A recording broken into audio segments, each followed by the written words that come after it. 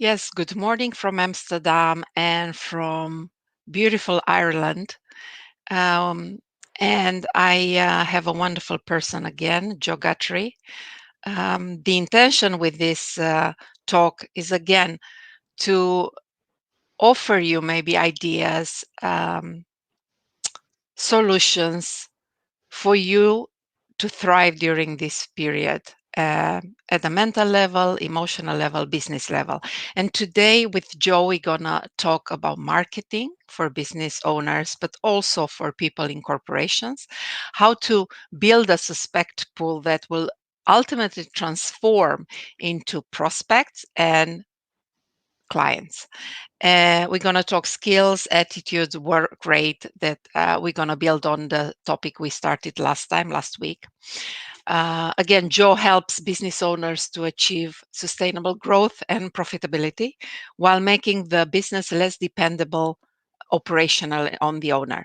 And he has 30 plus years of experience as a business owner and corporate executive, having built several businesses from start up to profitability within the first year of operation.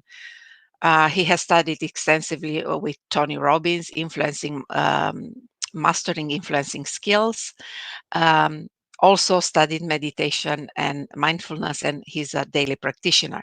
He now owns and operates two businesses with ownership stakes in further two. And Joe is a coach to business owners in Ireland and abroad, and has guided several in growing turnover and increased profitability by factors of 50 to 100% over a 6 to 12 period month.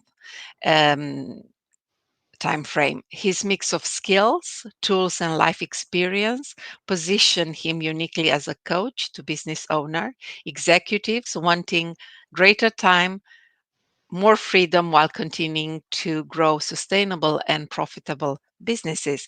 Welcome, Joe, again. So let's dive into it.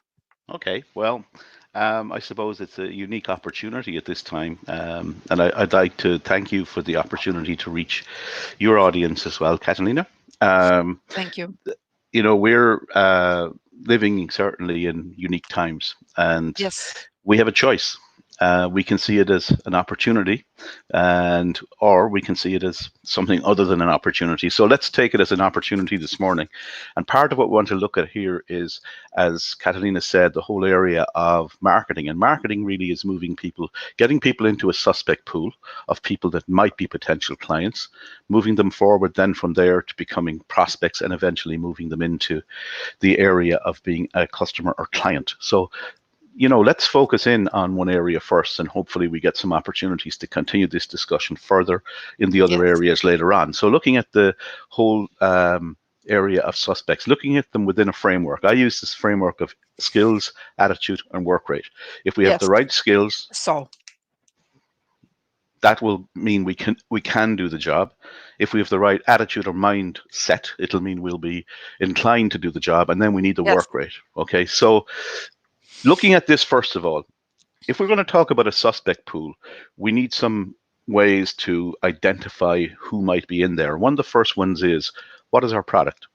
Now, I look at products in a number of ways, okay? So if we talk a more traditional business, okay, traditional business might have a product that it sells, a tangible hard product that it sells to a Right. consumer to meet a need, right? Or it might provide a service that meets a need, like your, for example, plumber, or maybe an architect, or maybe somebody that sells groceries. They're all products, right? So it's about identifying what your product is. In the coaching business, it's a little more challenging, and we'll take a look at that in a moment. It's also maybe similar for professionals that provide services, both internally and externally from a corporate setting, okay? Yes. But a tangible product is obvious because it is one of two things. It's either a product that meets an existing need, right? And if I'm going to come up with a new version, which I want to market, it's going to be either more efficient or better or more cost effective. Yes. So, Yes. or else I'm coming up with a solution that doesn't exist for a problem. So there are two things with with a hard product that define probably how I'm going to look for the suspect pool. We'll get back to Yeah. that in a minute. Let's move to the other one, which is the more intangible products. Okay.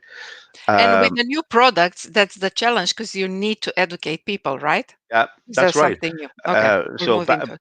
from 20, 30 years ago, the business that I'm primarily in back then is the water business. And in homes, we used to think about water filtration as being an unaccepted product. In other words, it's a product which has got great potential to provide good service to the client, but the client lacks an understanding of what the product is, why it's needed. So there's an education process that has to Yes, happen. Okay. yes, And all of that plays into how that suspect pool is created. Now, looking at the other side, which is the more intangible, the coaching, maybe some forms of professional services which are not clearly defined. I mean, for example, everyone knows what an attorney is, right? yeah, Somebody may not know what a health coach is. Everybody would know, let's say, for example, what a doctor is who provides professional services. On the other hand, there are many other forms of service that are provided where the person doesn't clearly understand what it means. Okay, yes, yes. um, so I think if we look at coaching for a second, one of the things that's interesting about coaching is this idea that I'll find out what is needed out there and then I'll go and coach on that. Now, I don't necessarily agree with that because I believe coaching starts from what we are and who we are. Yes, Okay. absolutely, absolutely. So the first thing that I need to do for any suspect pool creation is I need to define what my product is. Okay. So what is my product? So, if it's a water filter, fine, right? If it's a coaching service, that's fine too. But if I look at the coaching service, it's a good place to start because it's a complicated one, and maybe we'll figure out from that how other products can be defined. So I look at coaching as I've got to know what I bring to the table because that's what a coach does. It's what they bring to the table. It's skills, it's experience, it's their ability to listen, to empathize, it's their ability to guide the person to finding their own wisdom. Okay, but to do that, you probably need to have found your own wisdom first. Um, Uh, well, that's a good one. You need to walk your talk and be in yeah, integrity, move forward in integrity. yeah. So a Mhm. lot of that is around purpose, right? If I know what my purpose is, from my purpose, I'm not really having to put effort in to guide, right? Because it's who I am. So a lot of this is about figuring in that area is about figuring out who I am, what I have, what I bring to the table. Um, And then once I've done that, right? So, look, we could go very deep into this. I find that with a lot of people that are in this type of service business, when I'm coaching them, I can spend up to an hour to an hour and a half just getting clarity on exactly what it is their product is. And part of Yeah, that is defining their who purpose, they are. and look, anybody that's out there that wants to reach out and wants to do a session like that, happy to do it for them. Okay. Yeah, But look, once you've then defined the product from the perspective of you, look, I sell a coaching service to business owners, or I sell a water filter, or I sell a vacuum cleaner, or whatever it is that I sell. The next thing I need to look at now, step two, once the product is defined from my perspective, and from this point of view of why I am a great person to give that service or that product, I need to now look at defining it from the customer's perspective. yes. Because remember when we spoke last time, I talked about to sell Brown John Brown, what John Brown buys, you must see thing things through John through Brown's John eyes. Brown's eyes. Well, it begins right here, right? And it begins at the point at which we're talking about a suspect pool. We need Yes. to figure out exactly how to define this product from the customer perspective. Yeah. Now, one of the mistakes we can make is we think, well, we've got this amazing product. It's fantastic. It's incredible. It does all this stuff for you. How is the customer going to know? Because remember, the position they're in at this moment in time is they don't know the value or benefit of that product. So, more important than what it's going to do for them is to look at what problems are they experiencing now because they don't have the solution. Yeah, you know, one of the things that just popped into my mind when Tony Robbins was saying, don't fall in love with your product, fall in love with your customer. Hmm. So think continuously about, Hmm. you know, what keeps your customer awake at night, right? And Exactly. what So, needs they have. and it's what we're saying right here at this moment is, look, if I look at this product I now have, and I think about the people that would benefit from the product, what are they experiencing now that I can help them with? Because Yes, that's how I'm going to define how to see it from their perspective at this moment. I know in 3 months' time, 6 months' time, after they have used the product or the service, they're going to be raving fans and they're going to say it's fantastic and they're going to say it's amazing. But right now, they're not using it. set it up. So, Yes, so I have to consider that when I'm talking about creating a suspect pool. Um, and then that leads to the question of, okay, specifically, what challenges are they experiencing? yes, And sometimes then when you go back to the more conventional product, and let's say you've designed a better mousetrap. Okay. um, the bottom line is there's already mousetraps out there, so people aren't necessarily looking for a better mousetrap because they already have a solution. Okay. yes, So when you're taking a product that is competitive to something else into the field, you have to look at a different way to create that suspect pool, because the person who already has the solution is not looking for a solution. Okay. so find your own twist, but also in line with who you are, right? Yes, find your twist But in line with who you are, and because remember that the people that are using an existing solution are not looking for a new one. no, So you have to why would approach. they? Why would they be interested in a new one? So you need to open up their mind to a Yes. potential a better idea. Yeah. Yeah, but it's also, there's one good thing about that, is that there's a self-identifying suspect pool out there because they know they have the need and they're already doing something about it. So you can use a different approach to get them to self-identify, so you can get them into your process. Okay. Yes. So we have a couple of distinctions there, right? If I'm delivering a new service or a new product, I have to look at what challenges am I solving for my customer? How is that challenge presenting as pain? What are the Yeah. pain points? What are the pain points that that customer client is experiencing that I can use to help them to identify themselves into my Yes. suspect pool? If I'm replacing an existing product, I have to consider it from the perspective of, I'm going to be able to identify those people easily, but I'm going to need to have some pretty good reasons for them to even look. Okay. So I'm going to have my unique selling points clearly identified. Why is my product better? Why is it more efficient? Why does it make much more sense? And that's really going to be based on consumer trends. So I need to know consumer trends. So, for example, one of the big consumer trends nowadays is a plastic-free world. Yes. So if I'm marketing something that can reduce the amount of plastic that's being consumed and used in the world, it would be an idea for me to make that a distinguishing point for my product, right? Yes. So there's a lot of consumer trends out there. You can find out easily about them by doing some research and by spending some time with some. And let's go to health coaching because you just mentioned. How would you approach for a health coach? Well, for a health coach, we know right now one of the big things that's happening is immunity. All right, and so how, you know, listen to what's going on in the media, right? Because media is telling you essentially what people are listening to and paying attention to. Yeah. So, if you look as a health coach now, what are the big trends, big words that are coming up? I hear immunity a lot, right? Oh, immunity, obesity, chronic. Yes. Yes, chronic conditions. Yes, things that reduce our Cautious. ability to fight. So you have two things there. You've just brought a second one.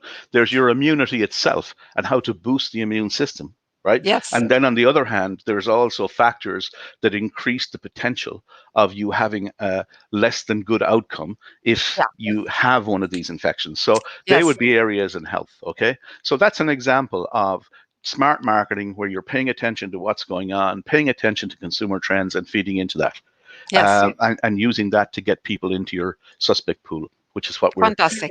essentially talking about at the end of the day. So looking at this whole picture now, what I'm saying is that really seeing it from the customer's perspective is really, really important in all of this, because at the end of the day, the people, you want to get people into that suspect pool um, for the right reasons.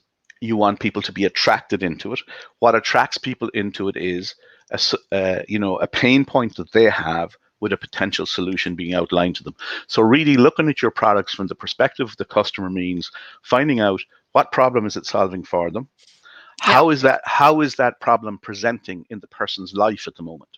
Okay, and that would apply whether you're a corporate and where Yes. you're selling to an external customer. You're asking the same Internal. question. In a lot of corporates, there's internal customer as well. Correct. So Correct. if I'm an IT specialist inside a corporate, right, Yeah. and I can understand the pain points. Let's say, for example, if I can understand the pain points that the sales teams, etc., are experiencing with the technology, I can better Offer better offer a solution. solution, right? I Yes. can better attract interest in that solution internally, And you uh, speak their language. and you speak their language, Yes. and then by using marketing and internal to internal as well, you can actually say, well, okay, here's what people are saying. These are Yeah. the pain points your employees have, and you go to human resources or to whoever the relevant person is. You say, here are the pain points. Here's how I can solve it. This is how I can serve my internal customers better. So there's lots of ways that we Yes. can use this, not just to market out into the consumer or B2B environments. You can do it Right. internally as well. So And define the go yeah, ahead. and maybe that's also important when we think about social media, because many people focus on getting more and more followers, but actually you want the right followers. You don't. It's not the number if it's not the right one for you, right? Yeah, very much For so. your business, for the business Uh, media, what, social media. as a business owner, I have people working for me in sales. One of the most frustrating things for me to see happening as a business owner, where I have people working for me in sales, is to watch them pitching to people that aren't really proper prospects. Okay, that's frustration for the salesperson. It's frustration for the customer. Yes. A very simple example that was given to me that really drove this home for me many years ago when I was first starting out in selling is, if I'm selling €1 million property and I've got a customer who qualifies for a €300,000 mortgage, There you go. all I'm doing is frustrating me because there's no way I'm getting the sale. And even if I convince them, they won't pass credit. And I'm frustrating them because I'm showing them something they can't afford. It's a lose lose. And So you lose energy, a life force on something that it's a blocked end. Loose. yeah. It's a loose end, and that's also something to think. How am I using my life force in which Mhm. endeavors? Yeah, and if you think about that in the context of energy, you can't serve when you drop your energy. You can't. You're not Right. able You need to to deliver. manage your energy. Right. Hmm. And that whole frustration factor comes into it as well, because the frustration that customer feels makes them less likely to recommend you. It makes them less likely to come back to you. Right. Yeah. So I think all of us, before we move on to the final piece of this, Yes. all of us should spend some time and think about, you know, who am I offering this product to, right? What need does this product meet? Okay, how does it meet the need? What pain points is it addressing? Because once we know what those pain points are, right, it's real easy to communicate them to the customer, Yeah. and Yeah. and that potential customer then self-identifies, and then they're in your channel, in your funnel, whatever you want to describe your sales process as, and you can begin to move them through it. Now, that moves us on to the third point. Once I've defined the product and defined how it relates to the customer, okay, Yes. from the customer's perspective, not from my perspective, okay, from their perspective. The next step then is, I've got to ask the third question: how do I minimize the number of people that don't qualify, or in other words, maximize the number of people that do The qualify. qualify Yeah. to self-identify. To do that, I need to think about the three criteria for a suspect to become a prospect. Criteria number one is M, means. They must have the means to pay for the product. Yeah. So now I need to be taking a third factor into consideration. I know what my product is. I know the pain points for my customer. I now need to know at what price can I profitably sell that product. Yeah. So before I even look at doing any marketing or creating any suspect pool or trying to do any of those, I need to define these three things: the product, the customer's perspective of it and what it solves for him, and then these three things. M means, how much am I going to charge for this product? Because Yeah. there is no point in attracting people into my funnel or into my suspect pool that don't have the funds available to Yes. pay for it. Yeah. Now, there's a solution to that if I have some form of credit that I can offer them or payment plan, but that's still got to be affordable. So it's still the means element of the formula. The second part of it is authority. I've got Yeah. to make sure that I'm speaking, that I'm attracting into my funnel people with the authority to make the decision. Okay. Yes. So, for example, in the water business, what we aim to do is to attract into our funnel the person in the household who actually buys the water in the shop and has to carry it home.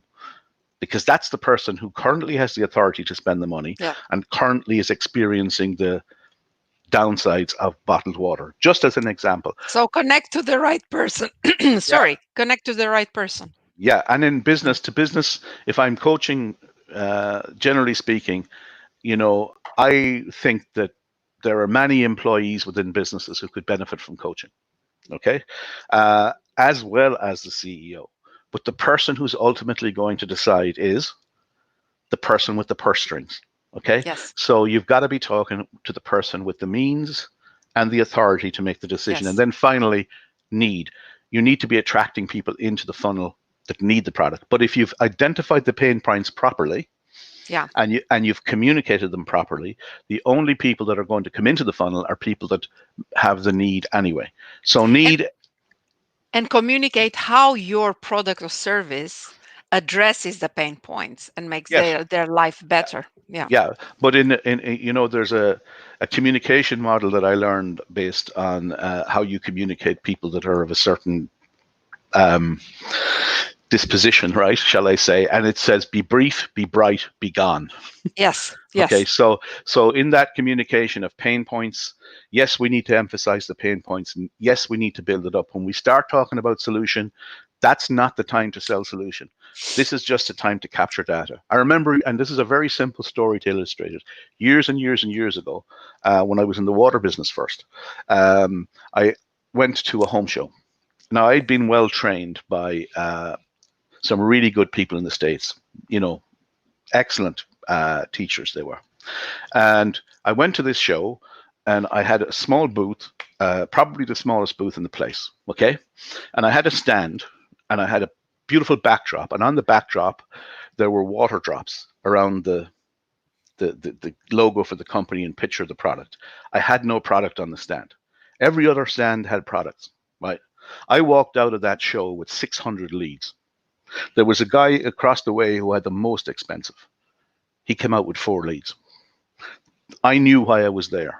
I wasn't there to sell product. I was there to create leads. I was there to fill my suspect pool. I did it by, he was showing his product and trying to sell it. I was going, guess how many drops are on the backdrop and win a prize.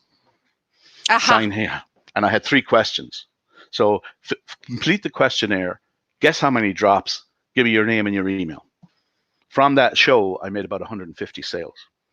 The other guy, he was lucky if he made one. So this is about And being you clear. add also a little bit the entertaining aspect, right? Because the brain Yeah, loves to be entertained yes, as but well it's and create also mystery in a way. Yeah. mhm, but it's also about keeping the outcome in mind. Yeah. When you're marketing, the outcome is not to sell.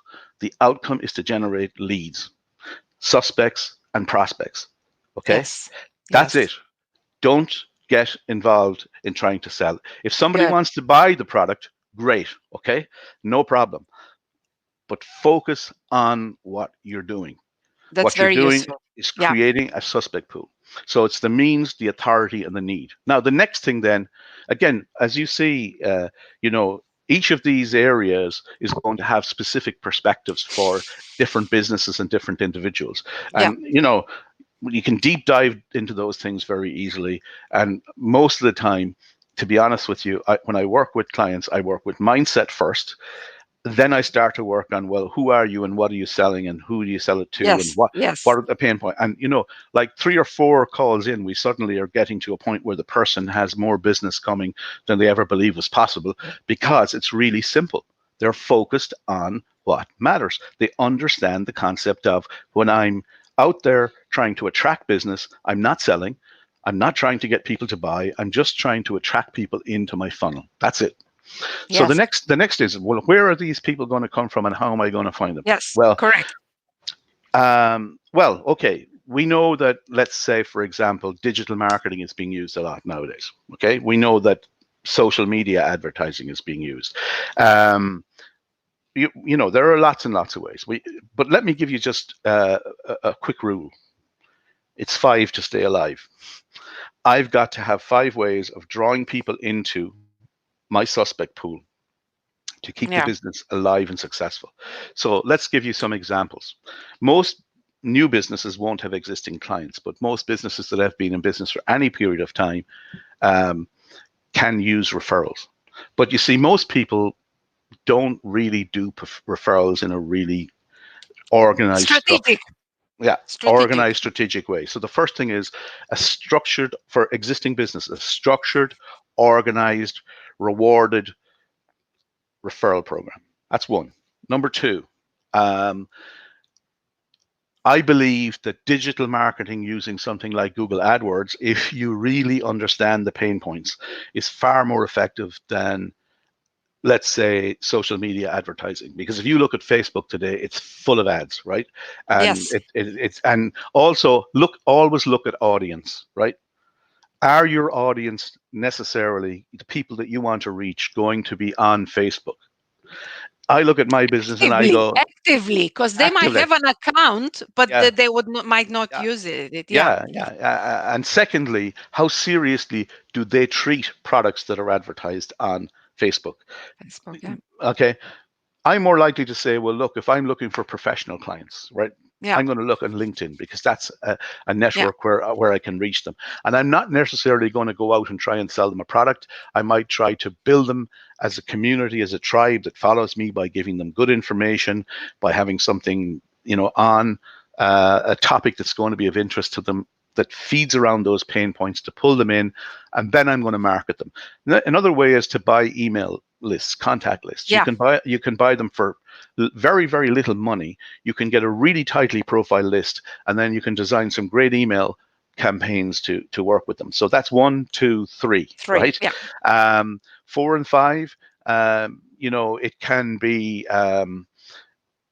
It depends on the business, and that's why it really is about doing a deeper dive.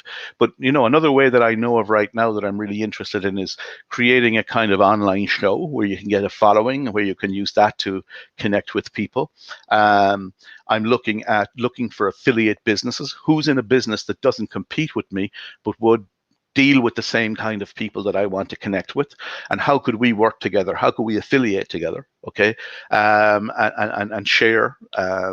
And of course, then there's always doing a similar thing, but getting people to sell through their channel for you if you Yes. have a product Yes. that doesn't compete directly That's with that's those. very popular. Yeah. In the But, person. but in terms of doing that, because I see we've about a minute left, right? What I would say is, in summary, okay, number one, get really clear on what your product is, and if you need help to do that, get help, Yes. because sometimes, you know, as you said, one of the warnings Tony gives is not fall in love with your product. Well, one of the warnings I give is, do you really understand your product and do you really know what it is? What And it can do. how do you articulate it? Because that's Yes. even more important, right? Number two, not alone understand and know your own product, but see it from the perspective of the customer. Hmm. And not just, as you know, when you're trying to sell a new customer, see it from the perspective of the customer in terms of the pain points. And the pain points are different between selling a new service or something different versus replacing an existing one. Okay, Yeah. the pain points are different, and you need to Yes. understand that. And then number three, qualified. What qualifies somebody to be a potential customer for you financially? Are they going to be able to afford it? Are you Authority. talking to, are you talking to the right person? Have they got the authority? And of course, if the pain points are right, the need will automatically be there. And Yeah. then when you have all that information, you can start asking yourself questions like, where do people that meet these criteria all hang out? Right? Where could I connect with them? Could I identify them by a demographic profile? And could I use that to buy a marketing list and then email them, or you know who could refer me to these people? Who else is in a similar business? It's that type of Yes. thing. And again, that's something that takes time, effort, and energy, but it's really worthwhile doing. Because if you've got the right suspects, Yes. then converting them to prospects is much easier. It's easier.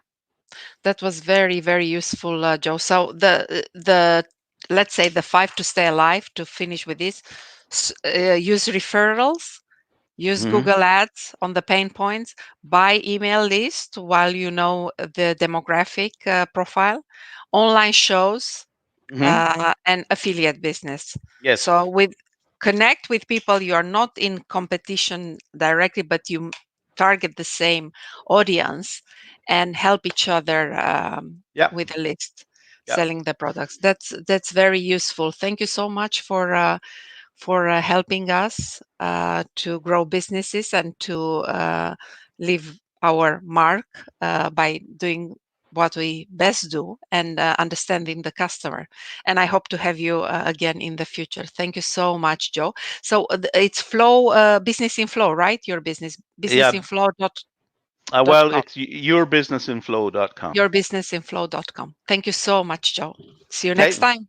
Thank you. Bye. Thank you, everybody, for listening. Thank you Bye. and watching.